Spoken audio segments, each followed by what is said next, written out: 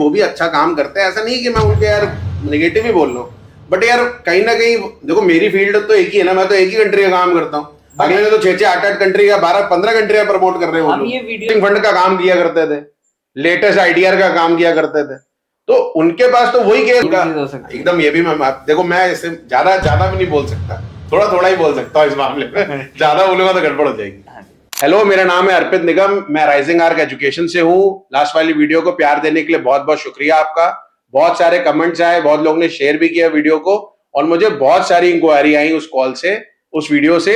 और ऐसी वीडियो अगर इतनी अच्छी इंगेजमेंट आती है वीडियोस में, तो मेरा और वीडियो बनाने का मन करता है, और आपको लेटेस्ट अपडेट ऑस्ट्रेलिया की देने का भी बहुत मन करता है। हेलो एवरीवन, मेरा नाम है हर्ष कुमार और आज हम दोबारा राइजिंग आर्क के ऑफिस आए हुए हैं और आज सर से जानेंगे हमारी लास्ट वीडियो के बाद कि क्या नए नए सिनेरियोज आए हैं, क्या क्या चेंजेस आए हैं और वीजा प्रोसेसिंग कैसे आगे रहेगी बच्चों के लिए।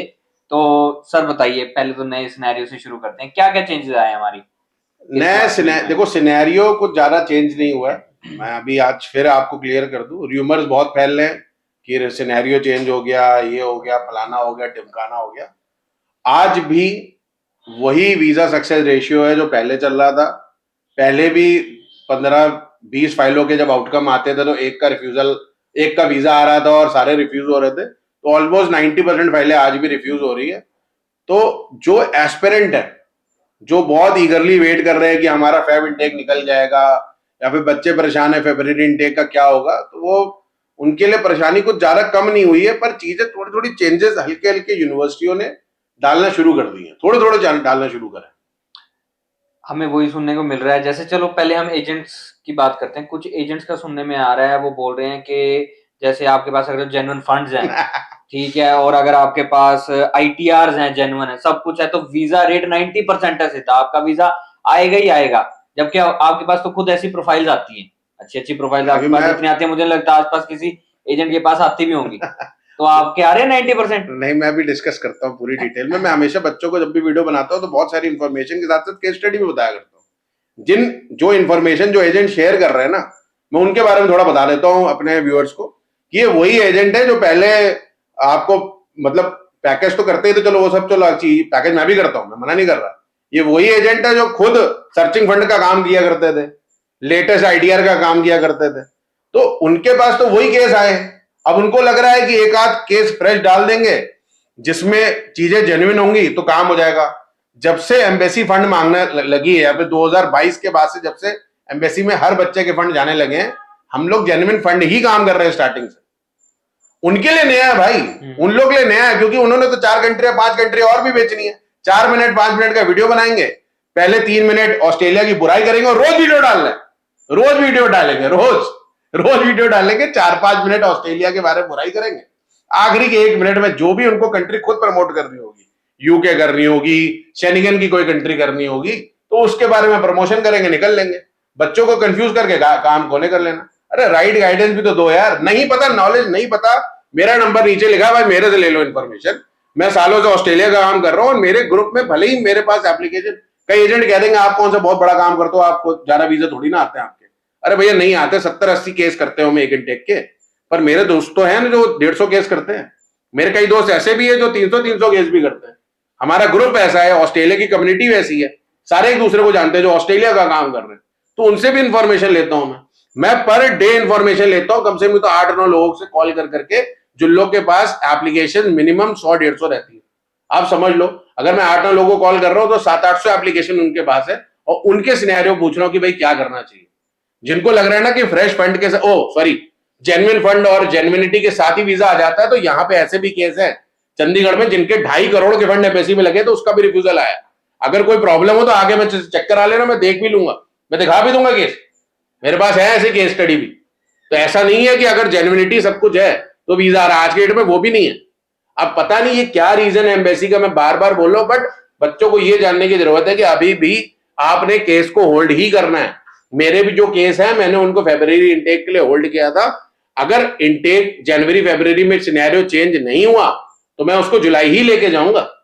मेरे लिए ये नहीं है कि बच्चा मेरे पास वीजा लेने आया है, पहले तो सबसे पहले वो होप उसकी वीजा ही है, और जब ट्रेंड नेगेटिव है तो नेगेटिव ट्रेंड को फॉलो करके मैं अनपढ़ एजेंट की तरह मैं फाइल लॉन्च नहीं करूंगा।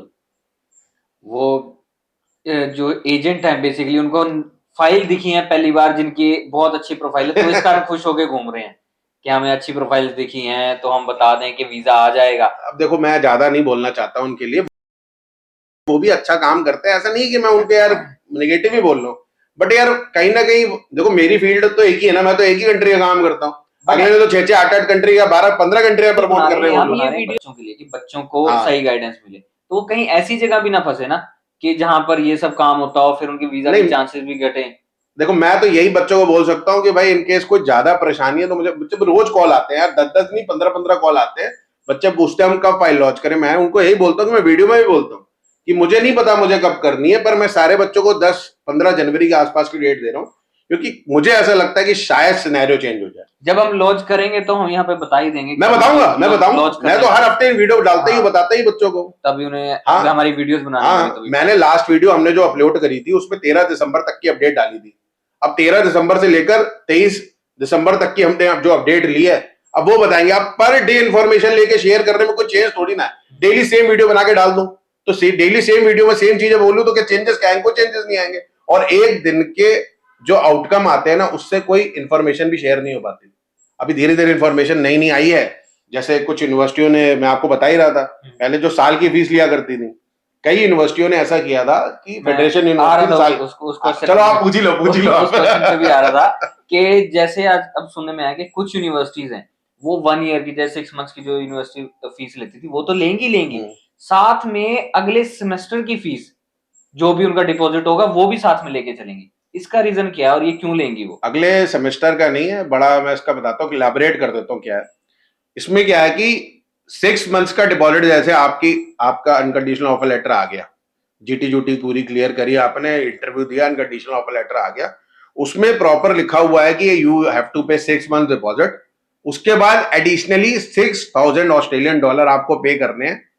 दैट इज नॉन रिफंडेबल, समझिए, non refundable, but it will be adjusted in your third semester. मतलब इसमें सीधी सीधी बात आ जाती है रिटेंशन की बात है कि वो चाहते हैं कि बच्चा रिटेन रहे, ऑस्ट्रेलिया में पढ़ाई कंप्लीट करे। सेकेंडली, अगर बच्चे का इनकेस रिफ्यूजल आ जाती है तो रिफंड कर देंगे, बट अगर 6 महीने बाद बच्चा भागता है तो रिफंड नहीं करेंगे। वो बच्चा, वो यूनिवर्सिटी आपकी वो एक पैसा, बार आप ऑस्ट्रेलिया चले गए और हाँ, आपने फर्स्ट सेकंड सेमेस्टर चेंज करे तो सेकंड में आप चेंज करके दूसरी यूनिवर्सिटी में शिफ्ट नहीं कर सकते। कर सकते हो, पर वो पैसा वापस नहीं करेगा, वो वापस नहीं आएगा ना, तो वो भी एक बिग अमाउंट है, बहुत बड़ा। 6,000 डॉलर बहुत होता है, आगे जा रहा है वो तो नहीं चेंज करेगा। तो रिटेंशन है कि हमारा कारण हो गया उसके अंदर। ठीक है, तो कौन कौन सी यूनिवर्सिटीज हैं? काफी नाम है या कोई एक दो ऐसी? नहीं, एक तो अभी, अब देखो एक ने किया है तो बाकी भी करेंगी। मैं एकदम सिनेरियो आपको, सिनेरियो बहुत ऑस्ट्रेलिया का क्या है ना कि ऐसा नहीं कि सिर्फ ऐसे साल की ज्यादा हो रही थी, बच्चे ज्यादा चेंज कर रहे थे, किस भाई पढ़ते कहाँ हैं, 75 बच्चे भेजते, 60 बच्चे गायब हो जाते हैं। अगर एक यूनिवर्सिटी में मैंने एग्जांपल लेता हूं कि मैंने एक यूनिवर्सिटी में 37 बच्चे भेजे पिछले इनटेक में, तो 37 में 30 बच्चे भाग गए, 7 बच्चे पढ़ाई कर रहे हैं। तो ये तो हमारा सिनेरियो है, तो हम तो फिर भी बच्चों को काफी एजुकेट करके भेजते हैं, अच्छे कोर्सेज में बच्चों को भेजना शुरू करते हैं। बट मुझे ऐसा लगता है कि अगर रिटेंशन, अब देखो यूनिवर्सिटी ने किया है तो कुछ सोच समझ के किया होगा। यूनिवर्सिटी कोई भी स्टेप लेती है तो हमेशा वीजे के तरीके से देखती है। वो हमेशा वो तो ये जरूर ध्यान देती है कि बच्चे की फैमिली को या फिर बच्चे को कोई प्रॉब्लम ना है। अब जो उन्होंने 6,000 डॉलर एक्स्ट्रा लिए, वो आपका अल्टीमेटली थर्ड सेमेस्टर में तो एडजस्ट हो ही जाएंगे ना। अगर थर्ड सेमेस्टर में 10,000 पे करना होगा तो 6,000 आपने दे दिया तो 4,000 ही एक्स्ट्रा देने हुए। बट हमेशा यूनिवर्सिटी जो देखती है वो वीजे को भी देखती है कि ऐसी चीजें करी जाए कि वीजा आए, है ना, वीजे की पॉसिबिलिटी बढ़े, क्योंकि तभी इंटरनेशनल स्टूडेंट पहुंचेगा वहां पे, उनको भी तभी फायदा होगा, उनके पास बच्चे आएंगे जितना। रिटेंशन, अब देखो मैं ही नहीं कह रहा कि भैया रिटेंशन इश्यू है इस चक्कर में वीजे रिफ्यूज हो रहा है, ऐसा कोई क्लेम नहीं कर रहा भाई, पहले एकदम क्लियर बात है। मैं अब आज तक मैंने जितने भी वीडियो बनाए, मैंने किसी में भी कोई सॉलिड प्रूफ नहीं दिया या फिर मैं किसी भी चीज के लिए नहीं बोला कि वीजे रिफ्यूज क्यों हो रहे हैं।